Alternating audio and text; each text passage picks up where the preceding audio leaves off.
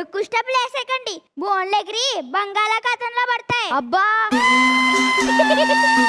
నవ్వుకో నవ్వుకో, బాగా నవ్వుకో. ఇదంతా కోపమే. అమ్మో చాలా కోపం ఉంది. ఏవండి మీకు గుర్తుందా, పెళ్ళైన కొత్తలో మీ చేయి పట్టుకొని మీ భుజం మీద వాలిపోయి నడిచేదాన్ని. కన్నం లేకుండానే నవ్వేదాన్ని, కన్నం లేకుండానే సిగ్గుపడేదాన్ని. కానీ పిల్లలు పుట్టాక మొత్తం మారిపోయింది. వాళ్ళ నవ్వులు ఏడుపులే నాకు లోకమైపోయాయి.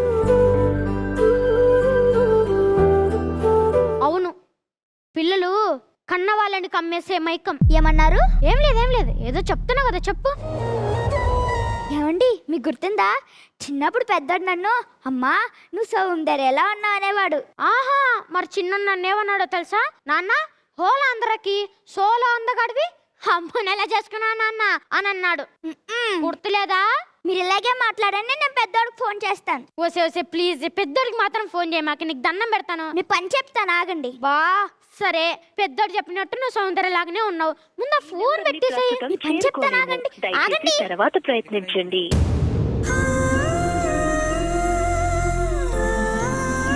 ఎందుకండి ఎన్నిసార్లు చేసినా పిల్లలు ఫోన్ ఎత్తరు. ఎత్తరు లక్ష్మి, ఫోన్ ఎప్పటికి ఎత్తరు. ఎన్నిసార్లు అని చెప్పాలి? ఇప్పుడుంది మనం మన ఇంట్లో కాదు, ఓల్డ్ ఏజ్ హోమ్లో.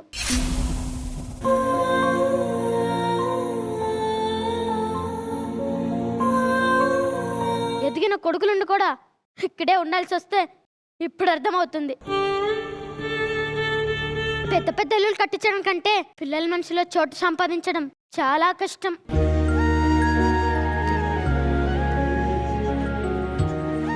ఏంటి లక్ష్మి చూస్తున్నావు? గేట్ శబ్దం వచ్చింది, పిల్లలు వచ్చారేమోనని. కృష్ణార్జున పాల్గొన, కృష్ణార్జున పాల్గొన. అయ్యయ్యో ఏమంటే త్వరగా రండి, తడిసిపోతున్నాయా. అయ్యయ్యో ఏమండి వర్షాకాలం వచ్చేసింది, పెద్దోడికి జలుబు జ్వరం వస్తే త్వరగా పోదు. ఎలా ఉన్నాడో ఏంటో. అవును, చిన్నోడు కూడా అంతే, ఎన్నిసార్లు చెప్పినా అలాగే వర్షంలో తడుస్తాడు. ఏమండి మీకు గుర్తుందా, ఒకరోజు ఇద్దరికి ఒళ్ళంతా జ్వరంతో కాలిపోతుంటే ఒక పక్కేమో వరదలో ఇద్దరిని నడుం కట్టుకొని ఊరు చేరున్న డాక్టర్ దగ్గర తీసుకెళ్లారు. అవును, ఆ రోజు వాళ్ళిద్దరు ఎక్కడ జారిపోతారని తెగ టెన్షన్ వచ్చేసింది. కానీ మనం వాళ్ళిద్దరిని గట్టిగా పట్టుకోగలిగాం. ఇప్పుడు పట్టు తప్పింది, జారిపోయారు.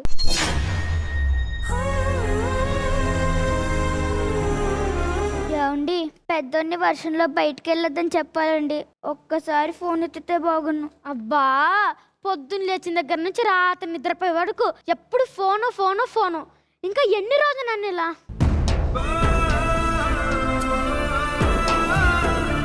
సరే ఓ పని చెయ్యి, నువ్వు వాడితో ఏం మాట్లాడాలనుకున్నావో అది ఫోన్లో మాట్లాడు.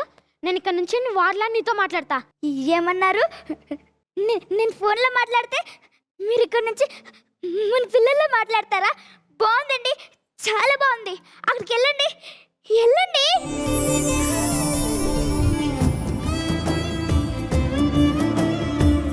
ఏమండి పెద్దోడికి ఫోన్ చేయనా చిన్నోడికి ఫోన్ చేయనా? పెద్దోడికి ఫోన్ చేయి.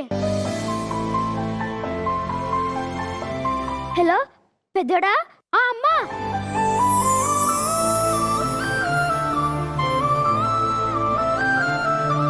అన్నం తిన్నావారా? తిన్నానమ్మా, నువ్వు తిన్నావా? మేము తిన్నాంరా. అమ్మాయి పిల్లలు నువ్వు ఎలా ఉన్నారు? చాలా బాగున్నామమ్మా, మీరెలా ఉన్నారు? మేము కూడా ఇక్కడ చాలా బాగున్నాంరా. ఒరే పెద్దోడా, ఒక్కసారి మిమ్మల్ని చూడాలని ఉందిరా. మాకు కూడా మిమ్మల్ని చూడాలనుందమ్మా, కానీ ఇక్కడ కుదరడం లేదు. నేను తమ్ముడు వీలు చూసుకొని తప్పకుండా వస్తాం. టైం తిన్న తర్వాత మందులు వేసుకోవడం మర్చిపోకమ్మా. అమ్మా జాగ్రత్తగా ఉండు.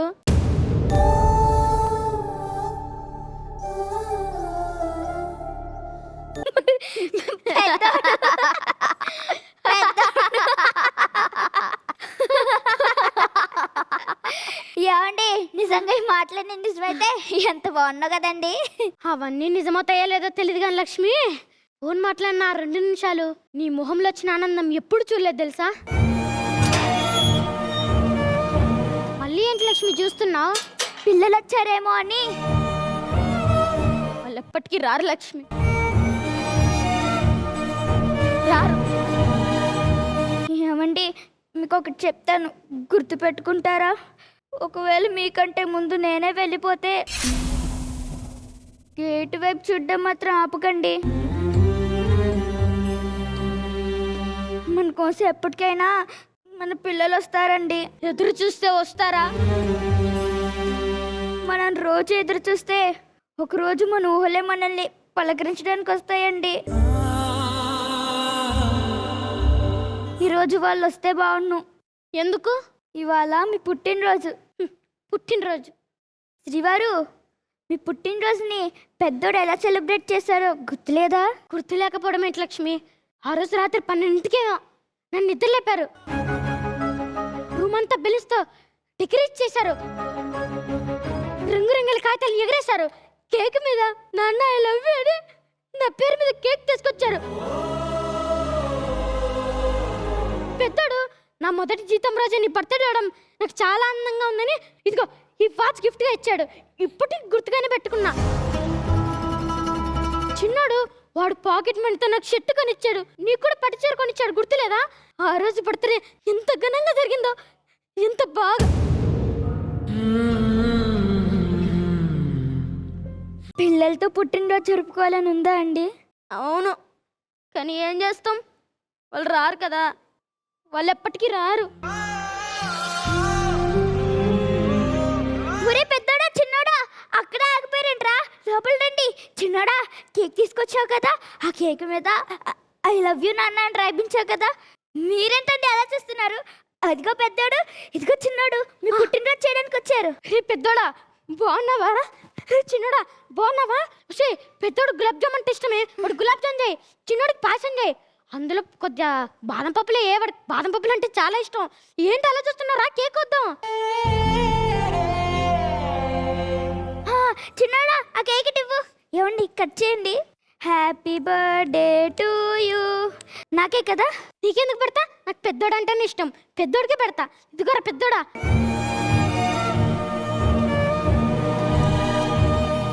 ఏంటి లక్ష్మి, పెద్దోడికి కేక్ నచ్చలేదా? తినడం లేదు? మళ్ళీ పెట్టండి, తింటాడు. సరే, ఇదిగోరా పెద్దోడా.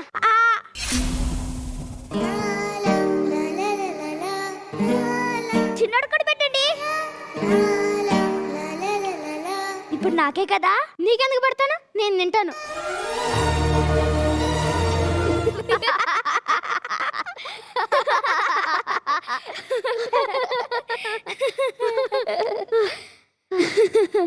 ఏమైందండి?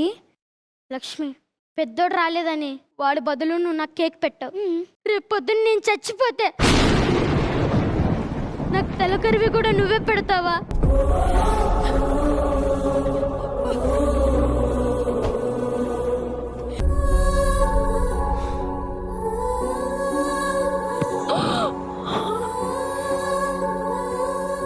ఏమండి, మీకేమైనా పిచ్చా? అవేం మాట్లాడండి. లక్ష్మి, ఎప్పుడేం జరుగుతుందో ఎవరని చెప్పలేం కదా లక్ష్మి. ఒకవేళ నేను పోతే, ఒకవేళ ఏమైనా జరిగితే నువ్వు బాధపడకూడదు, ఏడవకూడదు, ఎప్పుడు నవ్వుతూ ఉండాలి. మన జీతం స్టార్ట్ అయినప్పుడు ఇద్దరం, ఆ తర్వాత నలుగురం, ఆ తర్వాత 10 మంది, మళ్ళీ ఇప్పుడు ఇద్దరం, తరువాత ఇద్దరిలో ఎవరో ఒకరు ఒంటరిగా ఉండాల్సిందే. ఒకవేళ నాకేమైనా జరిగితే నువ్వు బాధపడకూడదు, ఏడవకూడదు, ఎప్పుడు ఆనందంగానే ఉండాలి. నువ్వు అలా ఉంటానని నాకు మాటివు లక్ష్మి, మాటివ్వు.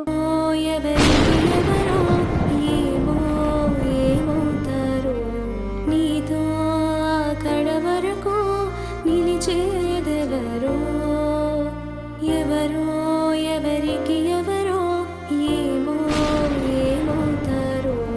నీతో అక్కడ వరకు నిలిచేదెవరో.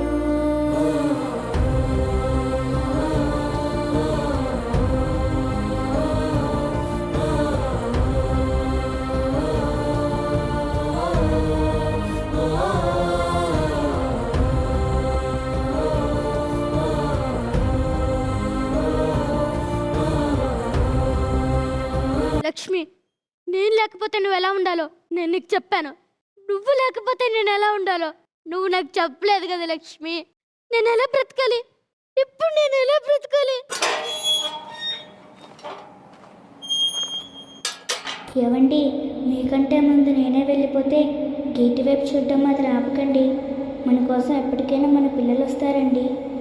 మనం రోజు ఎదురు చూస్తే ఒకరోజు మన ఊహలే మనల్ని పలకరించడానికి వస్తాయండి.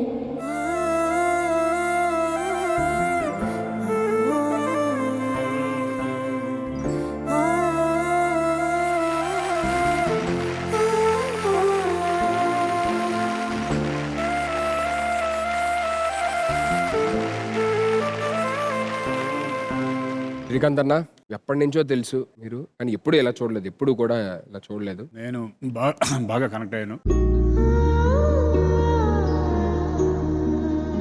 మనం డైలీ చూస్తూ ఉంటాం, చాలా పత్రికలు చదువుతూ ఉంటాం, మన పక్కన వాళ్ళ గురించి కూడా చాలా తెలుసుకుంటూ ఉంటాం. నాకు తెలిసిన వాళ్ళు చాలామంది అనాథాశ్రమంలో జాయిన్ చేయించిన వాళ్ళు చాలామంది ఉన్నారు, కొంతమంది ఉన్నారు. అది తలుచుకున్నప్పుడల్లా నిజంగా బాధ అనిపిస్తూ ఉంటుంది. నా అదృష్టం ఏంటంటే అటువంటి ఇంటి ఎప్పుడు మా అమ్మ నాన్న నా కళ్ళ ఎదురుగుండానే ఉన్నారు, మా ఇంట్లోనే ఉన్నారు. కాబట్టి వాళ్ళ దగ్గరికి వెళ్తే ఇప్పుడు కూడా వాళ్ళ చిన్నప్పుడు మేము చేసినవన్నీ వాళ్ళు చెప్తా ఉంటే ఎంత సంతోషంగా ఉంటుందంటే, అది చాలామంది మిస్ అవుతారు. తల్లిదండ్రులను దూరం చేసేసి వాటిల్లో పెట్టేసేసి ఒక రకంగా పిల్లల దురదృష్టవంతులు. సో ఇది నిజంగా ఒక కనువిప్పు. ఇటువంటి స్కిట్లే రావాలి, సమాజానికి కూడా ఉపయోగపడే స్కిట్స్ ఇవన్నీ. ప్రణీత్ అండ్ ఆదిశ్రీ ఒక తల్లిదండ్రుల్లాగా వాళ్ళు పడే ఇది చాలా చక్కగా చూపించారు. ఇద్దరు ఎక్స్ట్రాడినరీగా చేశారు. మా hats off. Thank you so much అన్న. రోజా గారు,